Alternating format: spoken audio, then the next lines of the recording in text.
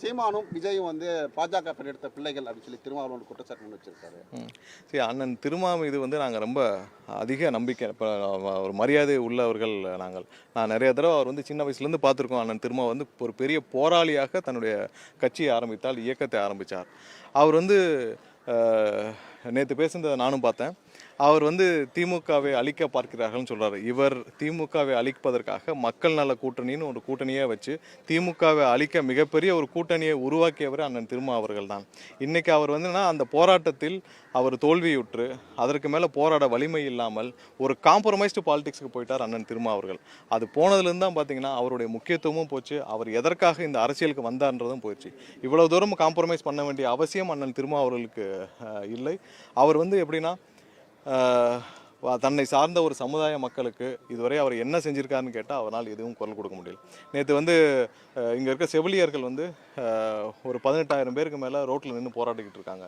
அதில் அவருடைய பட்டியலின சமுதாயத்தை சேர்ந்து அவர் யாருக்காக இந்த அரசியலுக்கு வந்தாரோ அதில் சமுதாயத்தை சேர்ந்த ஒரு 5,000-6,000 பேர் இருப்பாங்களா, அவங்களுக்காக குரல் கொடுத்துருக்க வேண்டிய அண்ணன் திருமா அவர்கள் இப்போ அரசு ஊழியர்கள், ஆசிரியர்கள் பணி நியமனம் கேட்டு இதுவரை டெட் எக்ஸாம்லாம் பாஸ் பண்ணி ஒரு 25,000 பேர் காத்துக்கிட்டு இருக்காங்க.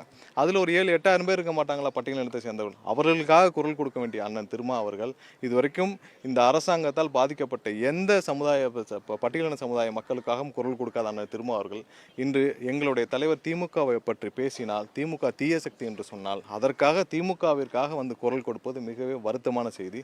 அவர் என்று திமுகவில் சேர்ந்து திமுக மாவட்ட செயலாளர் செய்ய வேண்டிய வேலையை செய்து கொண்டிருக்கிறாரோ அன்றே அவர் வந்து ஒரு காம்ப்ரமைஸ்டு பாலிடிக்ஸ்க்காக அவர் இருக்கிறதை வைத்து வாழ்ந்து கொள்ளலாம் என்ற ஒரு முடிவுக்கு வந்து திமுகவின் மாவட்ட செயலாளர் போர் ஆகிவிட்டார். அது உள்ளபடியே ஒரு வருத்தமான நிகழ்வாக இருக்கிறது. அவர் இனிமேல் அவர் வந்து அவருடைய இயக்கத்தை, ஏன்னா அவருடைய உங்களுக்கு எல்லாம் தெரியும், அவங்க கட்சி நிர்வாகிகள் எல்லாரையும் திமுகவினர் வந்து ஒரு பொருட்டாக கூட உட்கார வச்சு கூட பேச மாட்டேங்கிறாங்கன்னா அவங்க கட்சி நிர்வாகிகள் பல பேர் சொல்லியிருக்காங்க. இன்றைக்கி வந்து ஒரு அடிமைத்தனத்திலேருந்து மீட்பேன், ஒரு சுயமரியாதை கொண்டு வருவேன்னு சொல்லி ஒரு இயக்கத்தை ஆரம்பிச்சுட்டு இன்று அவருடைய கட்சியும் சேர்த்து அவரையும் சேர்த்து அவருடைய தொண்டர்களையும் வந்து திமுகவோட அடமானம் வைத்து விட்டார்ன்றது எங்களுடைய குற்றச்சாட்டு. தயவு செஞ்சு அண்ணன் திருமா அவர்கள் என்ன நோக்கத்துக்கு ஒரு போராளியாக வந்தார், அவரை பார்த்து பல பேர் நாங்கள்லாம் வியந்தோம். இன்று அவருடைய குறிக்கோள்னு மாறி ஒரு விடுதலை சிறுத்தைகள்னு இருந்தவர் வந்து இன்னைக்கு திமுக ஏவி விட்டு பாயும் ஒரு பூனையாக இருக்கிறார் என்பது வருத்தமான செய்தி.